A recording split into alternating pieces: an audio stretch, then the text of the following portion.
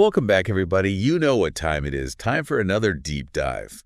And today we're going to be diving into Rich Dad, Poor Dad Yeah, Rich Dad, Poor Dad. by Robert Kiyosaki. A classic. Yeah, this one's been it's been a bestseller for years. It has. And it's stirred up quite a bit of debate about money and how to build wealth. Oh, yeah. Lots of strong opinions about this book, for sure. Yeah, and I think it's interesting because it's a kind of a mix of a memoir and financial advice. Part memoir, part personal development, part financial advice. Right, and it's all told through the lens of Kiyosaki's experience growing up with these two father figures. Yeah, his own dad and his friend's dad. Yeah. Yeah. So you've got the poor dad and the rich dad. Yeah, I think that's what makes the book so interesting. It's like you're getting these two completely opposite perspectives. Yeah, and it's really interesting how he contrasts those mindsets. Right, like almost everyone, I think, is raised with the poor dad mentality. Yeah. You know, go to school, get a good job, work hard, you'll be set. Right. But Kiyosaki is like, whoa, hold on. He throws that out the window. Throws it out the window. There's a whole other way to think about this. And I mean, it's kind of mind-blowing when you really think about it. Like, yeah. Most of us are raised with that mentality. Totally. Go to school, get a good job, work hard. Work your way up the ladder. And you'll be set. Yeah. Climb the corporate ladder. But Kiyosaki's like, nope. There's a whole other way to think about money. Yeah. He challenges that whole idea. Yeah, and he uses this idea of the rat race. Okay, yeah, the rat race. That really stuck out to me when I was reading the book. Such a vivid image.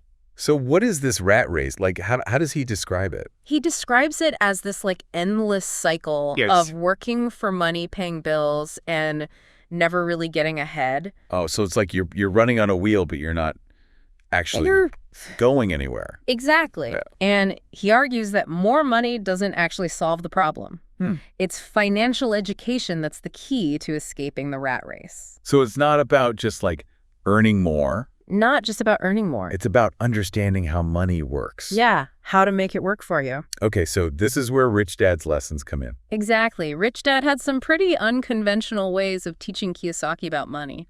Yeah, like I remember the story about the convenience store job. Oh, yeah, that's a class. When he was like 9 years old? Yeah, 9 years old, working at a convenience store for like 10 cents an hour. Yeah, 10 cents an hour. That's crazy low. It was a deliberate lesson. Really? Even though young Kiyosaki didn't quite get it at the time, he was excited about the idea of buying comic books. Of course. With his earnings. But Rich Dad knew that more money wasn't going to solve his problem. So it wasn't really about the comic books? Not at all. Okay. It was about teaching him a bigger lesson. So what was the lesson then? Rich Dad wanted Kiyosaki to experience the frustration, the limitations of working for low wages. He wanted him to understand that trading time for money, even if you work incredibly hard, it only gets you so far. Oh, okay. So it's not just about working hard. It's about working smart. Working smart. Okay. Yeah. I mean, that's a pretty harsh lesson for a 9-year-old, though. Oh, absolutely. I imagine he wasn't too happy about that. Not at first. He actually confronts Rich Dad after weeks of this grueling work. You know, feeling exploited, cheated. Right. And that's when Rich Dad uses the opportunity to explain the whole concept of the rat race. Oh, so that's like the turning point. Yeah. He's like, look, most people are trapped in this cycle working for the government, for the banks, not for themselves. Wow, that's a pretty profound realization, even for an adult. Yeah. So what was Rich Dad's solution? How do you escape this rat race? This is where Kiyosaki introduces one of the most fundamental concepts in the book. Okay. The difference between assets and liabilities. Okay, let's break that down. How does he define assets and liabilities? He keeps it really simple. Okay. An asset puts money in your pocket. A liability takes money out of your pocket. Okay, so a lot of people think of their house as their biggest asset. Right. They think, oh, I own a home, that's my asset. Right. But Rich Dad's like, no, that's a liability. Wait, a house is a liability. Think about it. No.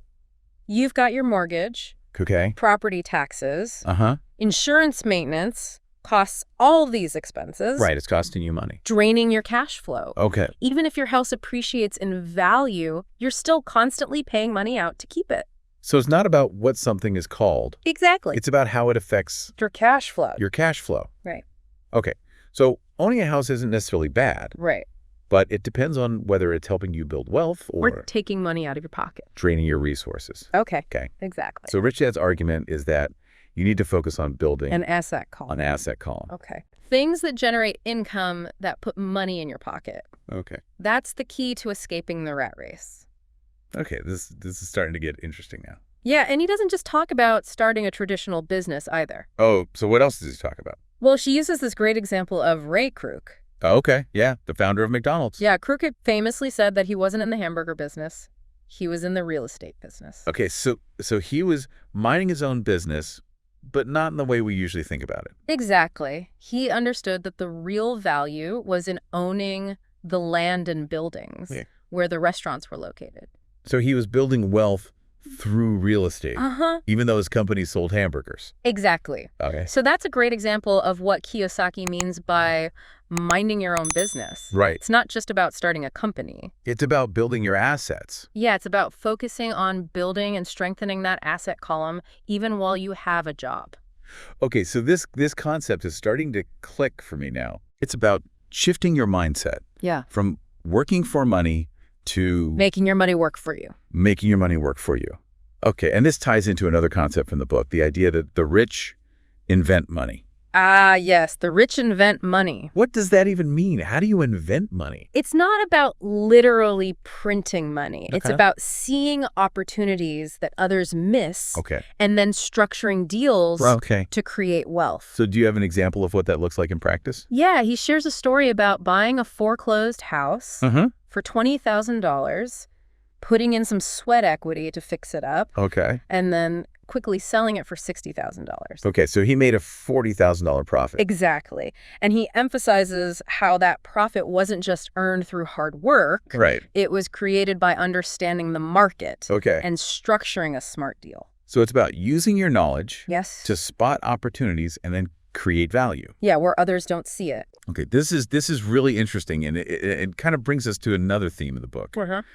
The obstacles that prevent people from achieving financial freedom. Right. He talks about fear, cynicism, laziness, bad habits, arrogance. Those sound more like personal development challenges than financial ones. They are. Okay. But Kiyosaki cleverly shows how these seemingly separate obstacles are all interconnected. And they create this web that traps people in the rat race. So let's break down a few of those obstacles. Okay. How does fear hold people back from building wealth? Well, he gives the example of people who are afraid to invest because they might lose money. Right. They let that fear paralyze them and prevent them from taking action. Okay. But Rich Dad taught Kiyosaki to reframe his fear, to view it as a signal that he was on the verge of learning something important. So instead of running away from fear, you face it head on. You face it. Yeah, and use it as fuel for growth. Okay, that's a really interesting way to look at it. Okay, what about cynicism? Cynicism is a form of blindness that prevents people from seeing opportunities. Okay. He contrasts cynics who criticize and complain with winners who analyze and find solutions. So cynics focus on the problems. Yeah, what's wrong? And winners focus on the solutions. Yeah, how to make things better. Okay. I could definitely see how cynicism can hold you back. Absolutely. What about laziness? Laziness is a form of procrastination. Okay. Putting things off, waiting for the perfect opportunity that never comes. Right, so it's not just about being physically lazy. No, it's about being mentally lazy. Okay. He encourages people to take action, even imperfect action, because that's how you learn and make progress. So we've covered a lot of ground here. Yeah. It seems like escaping the rat race requires a major mindset shift. It does. A willingness to question everything you've been taught about money. Totally. But Kiyosaki also provides practical steps for how to make that shift. Oh, yeah. He doesn't just leave you hanging. He gives you concrete tools for changing your financial future. Okay, that's what I'm really interested in. Yeah. So we'll dive into those actionable steps in the next part of our deep dive. Sounds good. Looking forward to it. Okay, so last time we left off talking about that mindset shift. Right. That Rich Dad, Poor Dad encourages. Yeah, like you really got to change the way you think about money. Exactly. If you want to escape that rat race. Totally. And the cool thing is Kiyosaki doesn't just leave you hanging with a bunch of abstract ideas. Right. He actually lays out specific actions you can take. Okay. Yeah, that's what I'm really interested in. Yeah. Like, it's all well and good to talk about concepts, but I want to know what I can actually do. Exactly. He gives you tools. Yeah. So one of the big things he stresses is the importance of constantly learning and expanding your financial knowledge. So like reading books, taking courses, things like that. He actually recommends going to seminars and courses. Oh. Even ones that seem totally unrelated to your job. Really? Why would you go to like a real estate seminar if you're a teacher? He believes that the more you learn, the more opportunities you'll see. Okay, so it's about connecting those dots. Exactly. The more dots you can connect, the better. Okay, what else? What other advice does he give? Finding mentors is huge for him. Oh, yeah, like how he had Rich Dad as a mentor. Exactly. Kiyosaki says a good mentor can save you years of trial and error. Because they've already been there, done that. Exactly. But finding a mentor sounds kind of intimidating. Yeah, it can be. Like, where do you even start? He doesn't get too specific on that, but he does emphasize that you don't need like a formal relationship. Okay. Even just reading books. Okay. And studying the strategies of successful people can be a form of mentorship. Okay, that makes me feel better. I can handle reading some books. Yeah, for sure. What else? Any other like actionable tips that stick out to you? He's big on taking action, even imperfect action. Okay. Like he encourages people who are interested in real estate to start making offers on properties. Even if they think they'll get rejected. Even if they think they'll get rejected. What's the point of doing that? He sees it as a learning experience. Okay. Every offer you make, even a failed one, teaches you something about the market, about negotiation, how deals come together. So it's not about closing every deal. Not at all. It's about the experience. Yeah, getting that experience. Okay. Building that confidence. So like even going to those courthouse steps and trying to find... Exactly. Right. He talks about going to bankruptcy attorneys' offices. Wow. Or courthouse steps to find deals that other people might overlook. Okay, so it's about being a little bit scrappy. Yeah. Getting creative, being willing to hustle. It sounds like a lot of work. It is. It's not a get-rich-quick scheme. Okay. He's very upfront about the fact that building wealth takes time, effort, a willingness to learn from your mistakes. And I appreciate that he's honest about that. Yeah. Because so many people make it seem like overnight success is just right around the corner. He's like, no. Okay. This is a process. It takes work. It takes work. Okay. And he's about building sustainable wealth through smart decisions and consistent action. And speaking of smart decisions, one thing that I remember from the book is his strong emphasis on financial education. Financial education. Yeah. Yeah, he really goes beyond just saying, learn about money. Yeah. He actually breaks down specific areas to focus on. You're talking about the 4 pillars of financial intelligence?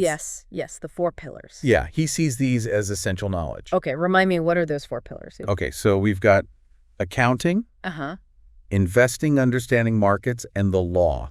Okay, that sounds pretty intimidating. It can be. Like, I'm not a financial whiz. Is he suggesting that everyone needs to become an accountant or a lawyer?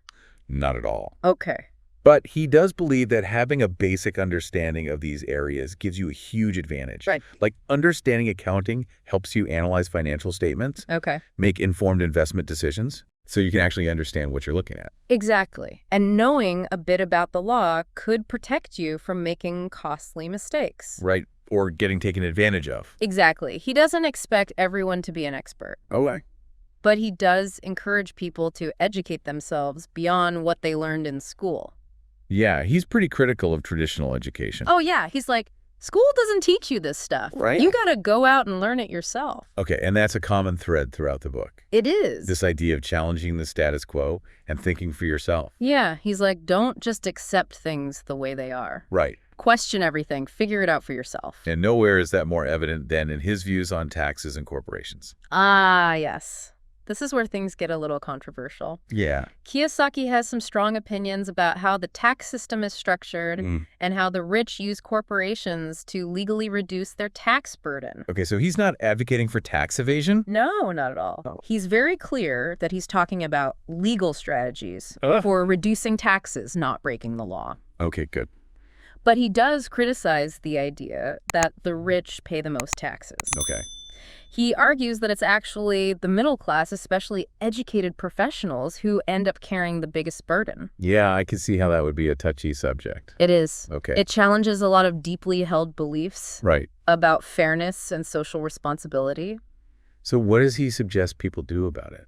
This is where he starts to talk about the benefits of incorporating. Okay. He explains how a corporation isn't a physical thing. It's a legal entity that allows you to play by a different set of rules when it comes to taxes and asset protection. Okay. He's not suggesting that everyone should run out and start a corporation tomorrow. Right.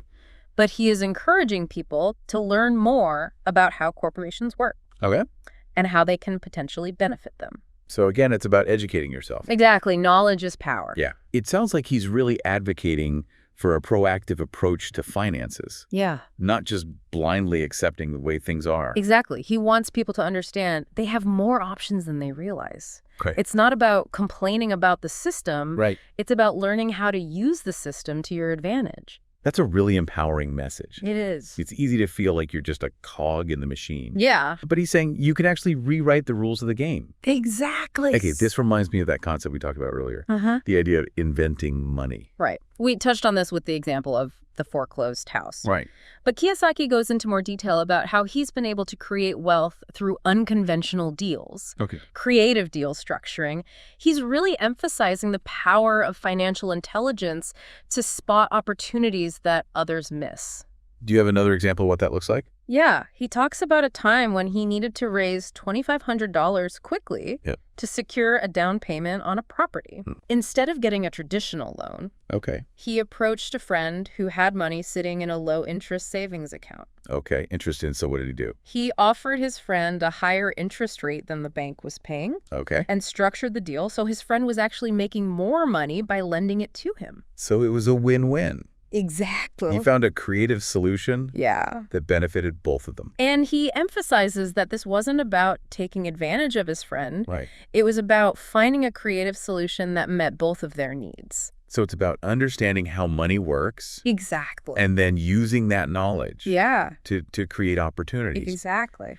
It's fascinating how he constantly challenges that conventional thinking and encourages readers to question those rules of finance. He does. He's always pushing the boundaries. And it's not just about those strategies and tactics. Right. He also digs deep into those psychological obstacles that prevent people from building wealth. That hold people back. We talked about fear and cynicism earlier. Right. Are there any others that he focuses on? He spends quite a bit of time on bad habits. Okay. Like overspending and trying to keep up with the Joneses. Oh, yeah. That's a big one. Yeah. He argues that these habits keep people trapped in the rat race. Even if they're making good money. Even if they're making good money, it's all about how you manage it. It's so easy to get caught up in that consumer culture. Oh, yeah. You know, feeling like you need to have the latest gadgets. Yeah, gotta keep up appearances. The fanciest car. Yeah. The biggest house. Exactly.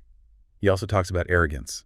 Yeah, arrogance is a dangerous one. Like, okay, how so? He sees it as a form of ignorance disguised as confidence. Okay. He believes that arrogance prevents people from learning and growing. Right, because you think you already know everything. Exactly. You're not open to new ideas. And that brings us back to the importance of mentorship. It does. And surrounding yourself with people who can challenge your thinking. Right. People who can push you outside of your comfort zone. Okay, so we've talked about a lot of abstract concepts and big picture ideas. Yeah, we have. But I'm curious about what this looks like in everyday life. Okay. How does he suggest people actually start applying these principles? Well, he provides a whole list of practical steps. Okay. Emphasizing that the journey starts with a single step. Okay. He encourages readers to find mentors, attend seminars, make lots of offers even if they get rejected. Right. Regularly observe neighborhoods for potential deals, pay themselves first, find a good broker. It's interesting that he emphasizes things like observing neighborhoods. Yeah. What does he mean by that? He's talking about becoming an active observer of your surroundings. Okay. He encourages readers to look for signs of change in their neighborhoods. Okay. New construction businesses opening or closing, changes in property values, because these can often signal investment opportunities. So it's about paying attention to the world around you. Exactly. Looking for those patterns and trends. Yeah, that other people might miss. And this reminds me of something else he talks about. Yeah. The importance of developing your financial intelligence. Right, and he breaks it down into those 4 pillars we discussed earlier. Right, accounting, investing, understanding markets, and the law. Exactly. And he emphasizes that this isn't about becoming an expert in all of these areas, but rather about having a basic understanding of how they work. Right. And how they interact. Okay, so it's about having enough knowledge to make informed decisions. Exactly. Even if you're not, like, managing a hedge fund. Yeah, you don't have to be a financial guru. Okay. But you should have a basic understanding. It's about empowering yourself. Exactly. Now, I know some people might be listening to this thinking this all sounds great, but it's easy for someone like Kiyosaki, who's already wealthy, to say these things. It's a fair point. Yeah. But remember, Kiyosaki didn't start out rich. Right. He had to learn and apply these principles over time. He even shares stories of his own failures. He does. Yeah. And setbacks along the way. Yeah. He's very transparent about the fact that it's not always smooth sailing. It's not a straight line to success. So the message isn't do exactly what I did and you'll be rich. No. It's more about adopting a certain mindset. Yeah, changing your mindset. And developing those skills Yeah. to create your own path. Exactly. It's about taking responsibility for your financial future. Right. And realizing that you have more control than you might think. This is a good place to pause for now. Okay. We've covered a lot of ground, but there's still more to explore. There is. So next time we'll dive into some of Kiyosaki's more unconventional ideas. Sounds good. And see how they might apply to you, even if you don't agree with everything he says. Looking forward to it. Okay, so we've talked about assets and liabilities escaping the rat race. Mm-hmm. But Rich Dad, Poor Dad isn't just about money, is it? No, it's not. There's this whole idea of finding your path in life. Right, finding your own way. Yeah, which I found really interesting. Yeah, he talks about how traditional education often prepares us to be employees, which he calls the E quadrant. Yeah. Or maybe self-employed, the S quadrant? Yeah, remember the cash flow quadrant. Yes, the cash flow quadrant. He uses this diagram. It's such a simple diagram. Yeah. But it's so powerful. Yeah, so it's got those two quadrants we just mentioned. Right, E and S. But then there's also the B quadrant. For business owners. And the I quadrant. For investors. Right, and his argument is that real financial freedom, the kind where you're not trading time for money, comes from those B and I side. Exactly, because if you own a business or your money's working for you through investments, you're not limited by how many hours you can physically work. Right. It's not about trading time for money anymore. Exactly. So he's advocating for people to at least understand these different paths. Yeah, even if they don't switch quadrants entirely, it's about knowing your options. Right. Being open to possibilities beyond that traditional career path. But how do you figure out which quadrant is right for you? That's the question, isn't it? Yeah, because even Kiyosaki admits that he struggled to find his own path for a while. Yeah, even though he had a successful career by traditional standards. Right. He still felt like something was missing. Yeah, he talks about how even after military school and a corporate job, he felt lost and unfulfilled. So it's not just about achieving those external markers of success. No, it's about finding something that truly aligns with who you are. It's a journey. It is. And he doesn't really give you a step-by-step guide, does he? No, he doesn't. It's more about trusting your intuition. Yeah, listening to your gut. And figuring out what truly drives you. And that's something Rich Dad encouraged in him, too. Okay. Instead of specializing in one tiny area, he had Kiyosaki work in different parts of his businesses. Oh, so he was getting that broad exposure. Exactly. Learning a little about a lot. Like a real-world MBA. Exactly. And it wasn't just about practical skills. Right. It was about developing that entrepreneurial mindset. Problem solving, seeing opportunity. Thinking outside the box. Right. And this learning never really stops for him, does it? It doesn't. He even talks about going to seminars on topics completely unrelated to his work.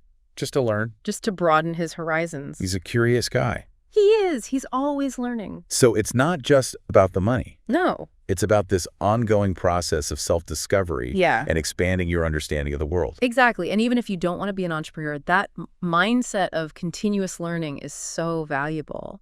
Now, there are some parts of the book that I think might raise some eyebrows. Oh, yeah, for sure. Like when he talks about being an Indian giver. Oh, yeah, that one. I remember reading that and thinking, whoa, hold on. The language is definitely outdated. Yeah. But his point is actually about the power of generosity. Okay, explain that one to me because I'm not sure I follow. So he's trying to illustrate a principle he learned from observing indigenous cultures. Okay. It's about understanding that giving freely often leads to receiving in unexpected ways. So it's not about giving just to get something back. No, not at all. Okay. It's about shifting your focus from scarcity to abundance. Okay. When you give generously without expecting anything in return, it creates a positive energy that tends to come back to you. Almost like a karma thing, but applied to finances? Yeah, kinda. It's about recognizing that wealth isn't a fixed pie. Right. There's enough to go around, and generosity actually expands the pie for everyone. And this is making me think about how he talks about choosing your heroes. Yes. And modeling their behavior. Like when he idolized baseball players as a kid. Yeah, he's saying that surrounding yourself, even mentally, with people who embody the qualities you admire can really inspire you. He can. Make big goals seem more attainable. Yeah, so it's not just about copying their specific actions. Right. It's about adopting their mindset, their way of approaching challenges. Right. And this applies to investing, too. It does. He talks about studying the strategies of people like Warren Buffett. Yeah, learn from the best. Not to blindly follow them. Right. But to understand their thought processes. Exactly. How do they think? How do they make decisions? It's like having an invisible mentor. That's a great way to put it. Okay, so we've explored a ton of ideas from Rich Dad, Poor Dad. Yeah. Everything from assets and liabilities to the importance of finding your path and choosing your heroes. Yeah, it's been a great discussion. What's the one big takeaway you hope listeners walk away with? For me, it's that financial freedom is a choice. It's not about luck or being born into wealth. Okay. It's about mindset knowledge and taking action. It's about empowering yourself. Exactly. And realizing that you have more control over your financial future Than you might think. Rich Dad, Poor Dad is a starting point. It is. It's up to each of us to take what resonates Yeah. and create the life we want. Absolutely. So as we wrap up this deep dive, what's one small step you'd encourage listeners to take today? Think about one area of your finances where you feel stuck or uncertain. Okay. Maybe it's investing, budgeting, or even just understanding your own money mindset. Okay. Then take one small action to learn more about that area. Yeah. Read a book, listen to a podcast, or even just have a conversation with someone you admire about their financial journey. That's great advice. It's about taking that first step, Yeah. no matter how small, Exactly. and building momentum from there. Remember, the journey of 1,000 miles begins with a single step. Well, thank you so much for joining us on this deep dive into Rich Dad, Poor Dad. It's been a pleasure. We hope you found it insightful and empowering. I hope so. And we'll see you next time for another exploration of a fascinating topic.